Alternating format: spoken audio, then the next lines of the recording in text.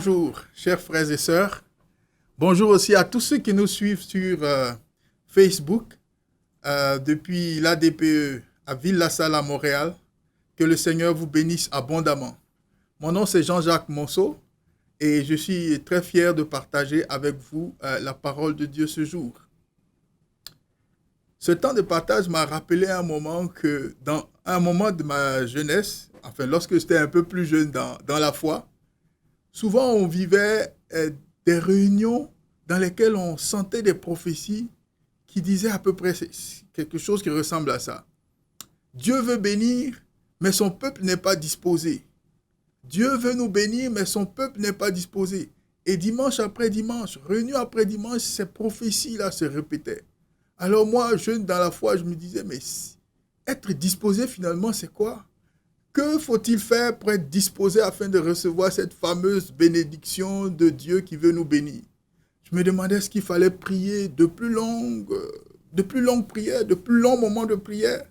Est-ce qu'il fallait jeûner de longs moments de jeûne? Ou encore se tenir dans un comportement de piété extrêmement exemplaire? C'est quoi que ça prend pour être disposé à être béni? C'est pour cela que j'ai intitulé ce partage que nous allons avoir, disposé à être béni. Parce que à la longue, au fil des années, de l'expérience dans la foi, et aussi voyant mes devanciers, l'exemple de mes devanciers, j'ai pu entrevoir ce que je veux qu'on partage maintenant. Disposé à être béni, c'est le titre du message, parce que je crois littéralement que être disposé à être béni, c'est aligner sa pensée sur celle de la parole de Dieu. C'est-à-dire que notre être entier, notre cœur, notre âme doit s'aligner sur celle de la parole de Dieu.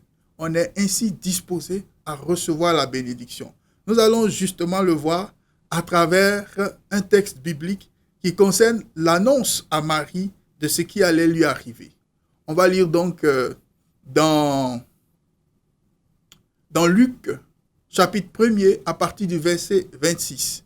Et je vais lire, tenez-vous bien. Luc 1, verset 26.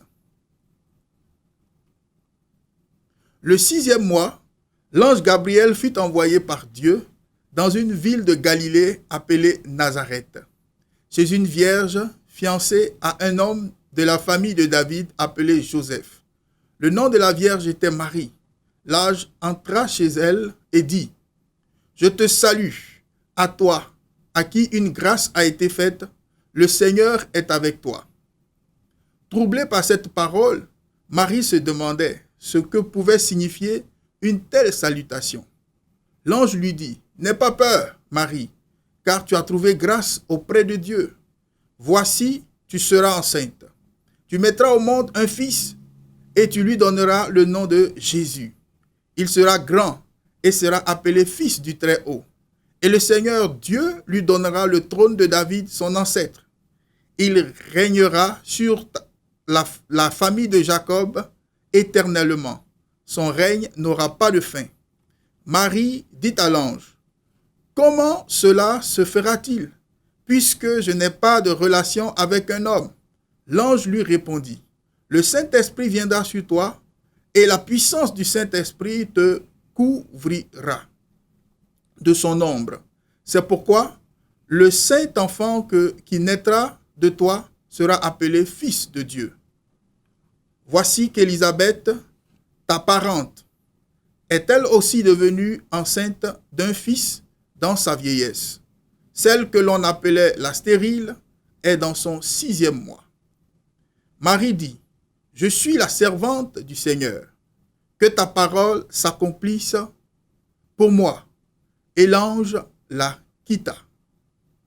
Que Dieu bénisse sa parole.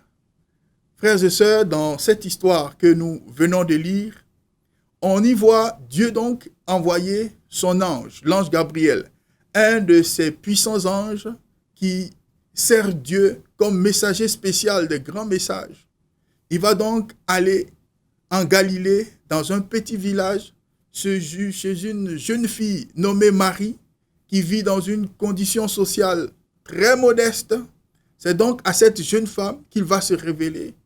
Il va la saluer alors là avec une solennité inhabituelle. Elle va être surprise, étonnée de se voir saluer avec un caractère assez majestueux. Et pendant qu'elle s'interroge, mais qu'est-ce que signifie cette salutation? L'ange va lui expliquer qu'elle va tomber enceinte et qu'elle va mettre au monde le grand roi, le roi que les Juifs attendent et qui est plus grand que David.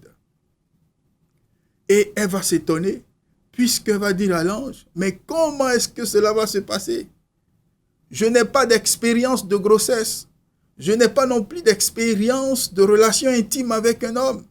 Je suis certes fiancé, mais on ne vit pas ensemble. Et on n'a pas donc de relation intime. Comment est-ce que cela va se passer?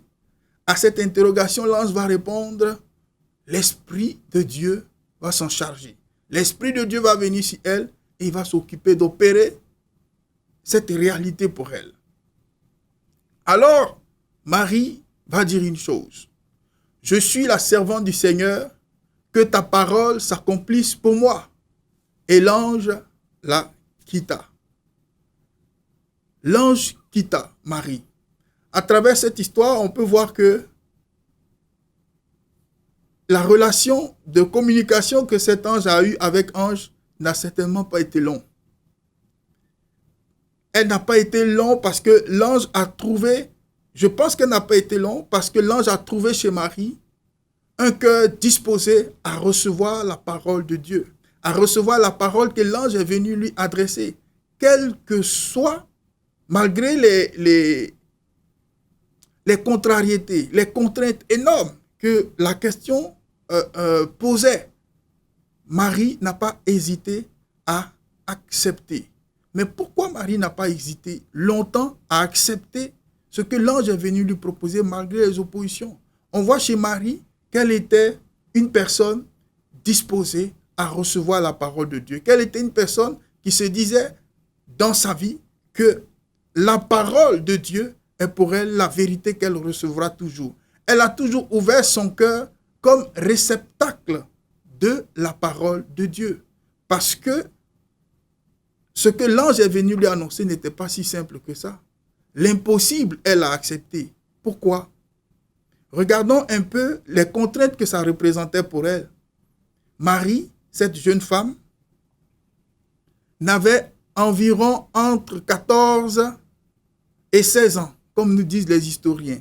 Elle n'avait jamais connu d'expérience de grossesse. Elle n'avait jamais connu d'expérience de relation intime avec un homme. Et elle va tomber enceinte. Ça veut dire que dans les 9 mois qui suivent, elle va voir son ventre pousser, pousser et pousser encore. Et non seulement elle, mais toute la communauté va la voir enceinte. Elle sera la risée certainement de la communauté. Et quand pensera son fiancé, Joseph, qui ne comprendra certainement pas ce qui se passe.